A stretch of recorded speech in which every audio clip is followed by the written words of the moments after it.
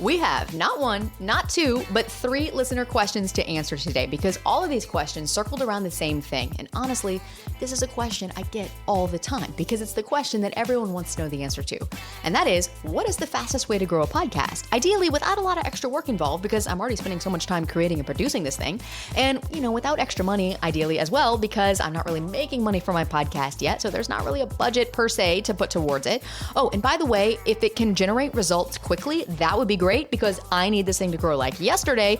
And I forgot to add, I really hate marketing. So can you teach me how to do it without selling my soul, please and thanks? Is that too much to ask? I don't know. Maybe. We'll see here in just a second because we are breaking down exactly what you need to know to grow your podcast, especially if you hate marketing. So don't go anywhere. Enjoy this quick 9-second podcast intro and we'll get right into it. Welcome to Insider Secrets to a Top 100 podcast. I'm your host, Courtney Elmer. Let's make your business binge-worthy.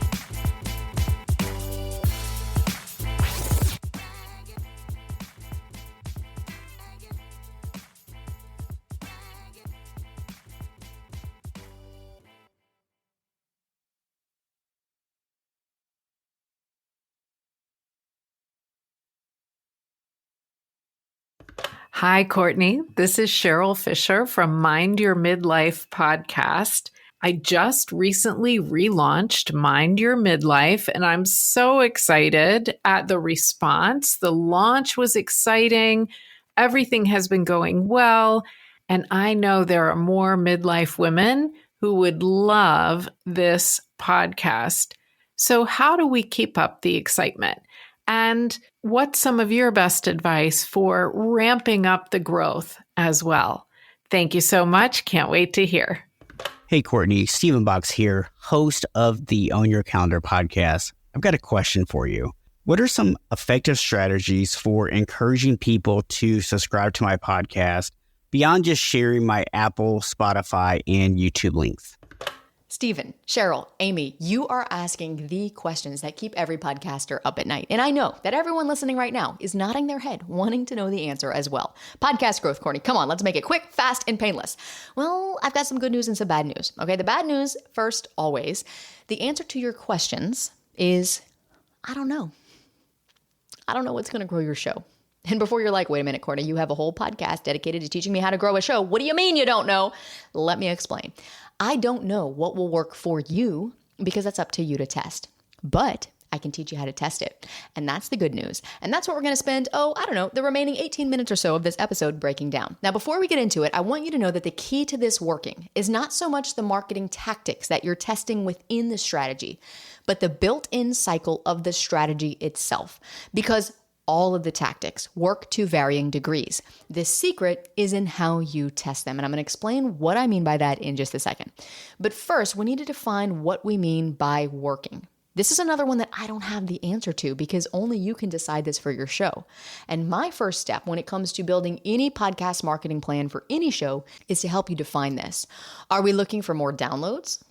Are we looking for higher retention? More conversions from cold listeners to warm listeners?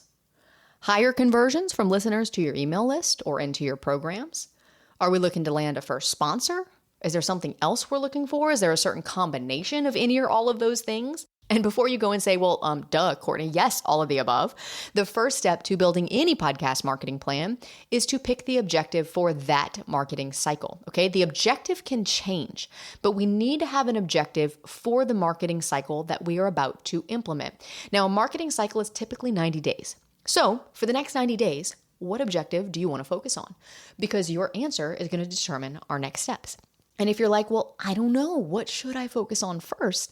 Just know that there is no wrong answer here. But if we had to narrow it down, my recommended goal for an initial podcast marketing plan is typically to increase new listener growth by a minimum of 5%. We want to see the actual number of new listeners who are coming to your podcast. Because a lot of times we'll have podcasters who are like, I'm getting like 150 downloads an episode, but that number's not going up. And I'm like, okay, that's a good starting point to start unpacking the health of your podcast and what's really going on here. But downloads are only going to tell us so much. And in fact, they don't tell us very much at all. I want to know how many of those 150 listens that you got on that episode were new listeners listening for the first time and existing listeners who were listening again. And that's really important data that we can then begin to use to assess the health of a podcast. Because if you're getting 90% new listeners to a show and only 10% of those are sticking around, we have a retention problem. If you're getting 90% of your existing listeners listening to all of your episodes and only 10% new listeners, we have a listener attraction problem. So we want to see this number pretty balanced month over month because we always want to be attracting new listeners to the show. And we always want those listeners who are coming to the show to stick around. That is how we grow an audience. So this is a starting baseline metric that I really like to work towards as an initial objective because right now, I don't know how your podcast funnel is performing. And the best way to figure that out is to put new traffic through that funnel and see where they're dropping off so we can plug the gaps and fix the leaks. Now, if you are on the back end of a brand new podcast launch or even a relaunch, then that's really great because that gives us some good baseline numbers to work with. But in launching a show for the first time or in rebranding and relaunching it, you're typically enlisting the support of people who know you, like you, and trust you already. Friends, family, colleagues, people in your community, people who may or may not be your most ideal listeners, and therefore are going to temporarily inflate your top of funnel numbers and temporarily deflate your bottom of funnel or lower in the funnel numbers, your retention numbers. So it can create a little bit of volatility in your podcast funnel that otherwise wouldn't be there, which is totally okay, and that's perfectly normal. So the goal there is to capitalize on the upward momentum of your launch or relaunch while waiting for the funnel to stabilize. And that can take anywhere from 6 months or more, give or take, which is why regardless of where you're at, for the first marketing cycle, my goal is to identify how well is your podcast funnel performing currently. And we have to send traffic through that funnel in order to figure that out. It's kind of like when a home inspector turns on the water and just lets it run through the entire house for a while to test for leaks. We recently bought an investment property and the inspection report came back and it was like, we let the water run for 45 minutes and identified this leak and that clog and this thing. I'm like, oh my gosh, 45 minutes. But you have to let it run for a while in order to figure out where the leaks are. And believe me, that 45 minutes was so worth it because then it helped us pinpoint exactly where the leaks are so we knew exactly what to do in order to fix them. So this is the quickest and most effective way to figure out, are there leaks in your podcast funnel? Where are the leaks happening? And what do we need to do to plug those leaks? And then future marketing cycles can be focused on plugging those leaks, starting with the biggest ones first, and then optimizing the performance of the funnel as a whole from there. Because when you do, it's kind of like an upward spiral where every marketing cycle then begins to build on the one before it, attracting more listeners, keeping more listeners, converting more listeners each and every time because there are fewer and fewer leaks. So when eventually there are no leaks and your podcast growth is just humming along like a well-oiled machine. Makes sense when you put it that way, doesn't it? The problem is most podcast hosts go about this completely backwards. And they do this without realizing it. So to give them the benefit of the doubt, it's not like they're intentionally doing this. None of us would intentionally do this with our podcast if we knew we were doing the wrong thing. And this is what leads to a lot of podcasters sitting across from me in a Zoom meeting saying, Courtney, I don't know what I'm missing because I feel like surely I got to be missing something because I think I'm doing everything that I'm supposed to be doing and I'm still not seeing the results that I thought I would see by now. So what happens is a lot of times, podcast hosts either don't have a marketing system whatsoever to speak of. Like they're just trying random tactics left and right and basing their decisions on whether or not that tactic quote unquote worked by whether or not their downloads per episode are increasing. And we just went over why that's not the most effective approach. What's really happening though is that they're either testing the wrong tactics, they're not testing the right ones for their show, or they're not giving the right ones enough time to work. And so they're abandoning them too quickly. Or they're not tracking the right metrics to know whether those tactics are giving them a return. And on top of that, their podcast funnel most likely has leaks where they're losing listeners and they don't know where those leaks are or how to find them. So the only way that I have found to fix this quite frustrating, quite multifaceted problem effectively is to install a 90-day marketing system for your podcast that gives you a testing container within which you will be conducting simple marketing experiments to send traffic through your podcast funnel. And then give those experiments enough time to actually work, and then know what metrics to look at to determine how effective those tactics were so that you don't waste time doing any marketing that's not actually effective for your show. Amy, you mentioned in your question that if there are any growth strategies beyond some of the typical things like guesting or podcast SEO to stay on the charts. And the answer is yes, there are dozens and dozens of strategies that you can test to drive traffic over a given window of time to your show. And that's the key to driving the charts. Traffic over a given window of time, activity on your show in terms of new follows, listens, and plays over a given window of time. That's what affects the top 100 charts. But there are no silver bullets. And this is when we as serious podcasters have to roll up our sleeves and do the work to test what actually works for our show. So I'm going to outline a simple system for you to do it. So every 90 days, you're going to pick one marketing objective. So for the sake of keeping it very simple here, I recommend starting with that goal of increasing new listener growth by a minimum of 5%. Next, you're going to need to write down your baseline metrics. How many downloads are you averaging a month right now? What is your average retention, your listener consumption? How long are listeners listening to your episodes? If you log into Spotify for Creators and you go to Analytics and you go to Discovery, what are your conversion rates right now inside of your Discovery tab? Or do you even have conversion rates? Because if you don't, that's an indicator that your podcast is not pulling in enough traction for those numbers to populate. So if you don't know what these metrics are or how to find them, don't worry. I'm going to link to some episodes in the show notes for you where I've walked through this. And if you'd rather not have to track them, you can hire our team to track any and all of these metrics for you from every platform and give you a clear snapshot every 90 days of exactly where you stand. And the best part, we'll actually build the marketing strategy for you so that all you or your team has to do is implement it. Now, if you are a serious podcaster with a listener base of at least 150 downloads an episode or more, and you're looking to grow your reach and revenue through your podcast so you can see a return and actually see steady audience growth and make some predictable income from your show, then click the link in the show notes to find out more about working with us in that capacity. And if that's not you, that's okay. These are the metrics that you want to get your baselines for. How many downloads are you averaging a month right now? What is your average retention, your listener consumption? What are your conversion rates inside your Discovery tab on Spotify for Creators? And let me just add a quick little caveat here, because the reason that I'm saying to track your monthly average downloads is because this is the precursor number that we need to figure out month over month growth of your show. And what is that month over month growth percentage? Because this in particular is a trailing indicator, meaning that when your marketing strategy is working, and when we are seeing consistent new listener growth to the show, and when your podcast packaging and messaging is converting new listeners to your show, it's getting them to click, it's getting them to click in and click play, your listener consumption is high, then guess what? We're going to start to see this month over month growth percentage increasing as well. So it kind of closes the loop and it allows us to be able to see, yes, this is working. Or no, it's not, and here's what we need to tweak. So all of this gives us baseline insight into the health of your podcast and how it's performing right now. And if you're a pod launch client and you have data from your podcast launch or relaunch and you know how many downloads it took to break the top 100 charts in your category, we'll consider that as well because we want to look at that too. All right, so step one, you're going to set your objective for that 90-day marketing cycle. You're going to log those baseline metrics. And then the next step from here is to choose the right marketing tactics. So let's talk about that. There are dozens, maybe even hundreds of marketing tactics that you can try to grow your podcast. They are all going to work to some degree. The degree that they work for your show versus another show is going to be different. And that's going to depend on three things. It's going to depend on your available budget that you have to put towards marketing for your podcast. It's going to depend on your available bandwidth, the number of hours that you have available to marketing your specific podcast. And maybe most importantly, it's going to depend on whether or not that thing actually brings you joy, whether it gives you energy or whether it drains you. Because I have had so many conversations with podcasters who tell me, Courtney, I know I need to be on social media for my show and that I should be creating videos and I should be on YouTube and I should probably be posting on Spotify video, but I just can't bring myself to put on makeup every day and get my act together and do it.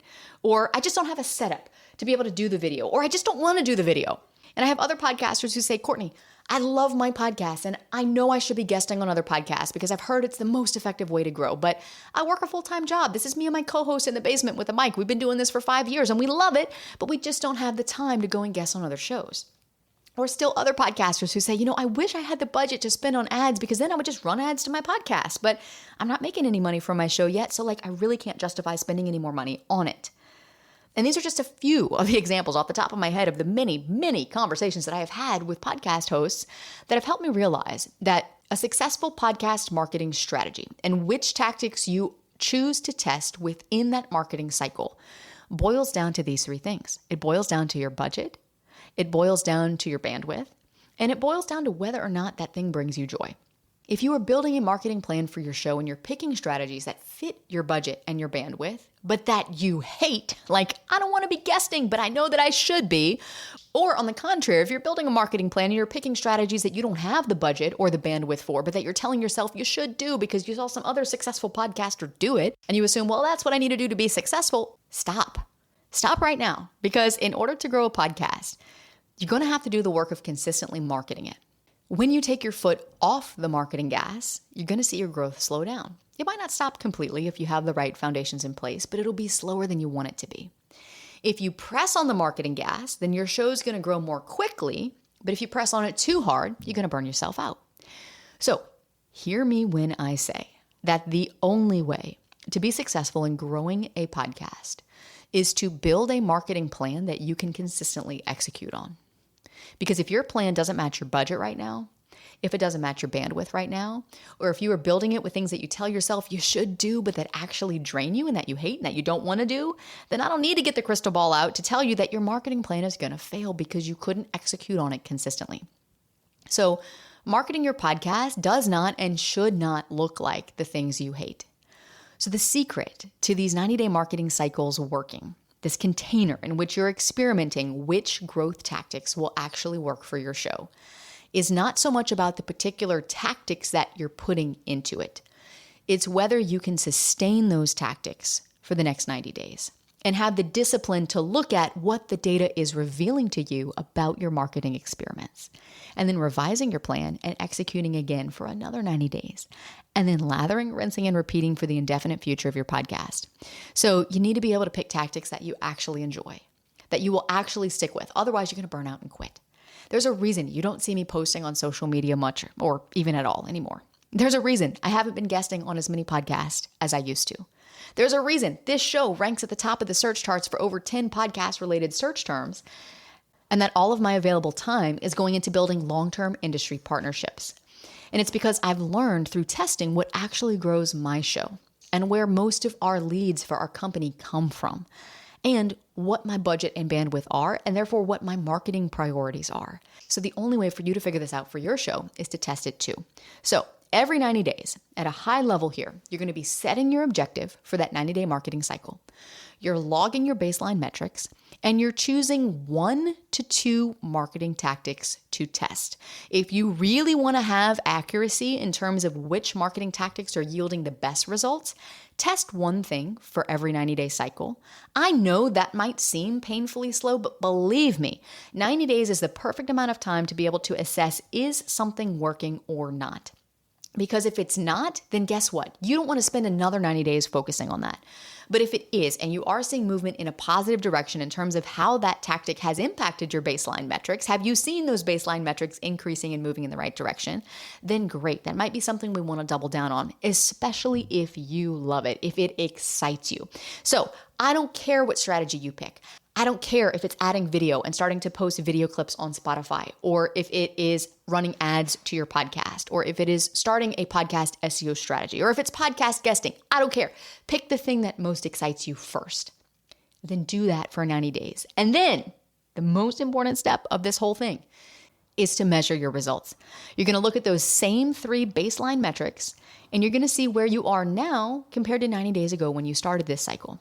And what this is going to do is it's going to close the loop, and it's going to give you valuable data that you can build on. So if you saw positive movement, great. Maybe you want to keep the same tactic and do it again for the next 90 days with a few tweaks. Maybe you didn't see much movement at all. And that's when you have to ask yourself, okay, well, first things first, how consistently did I execute on this plan on a scale of 1 to 10?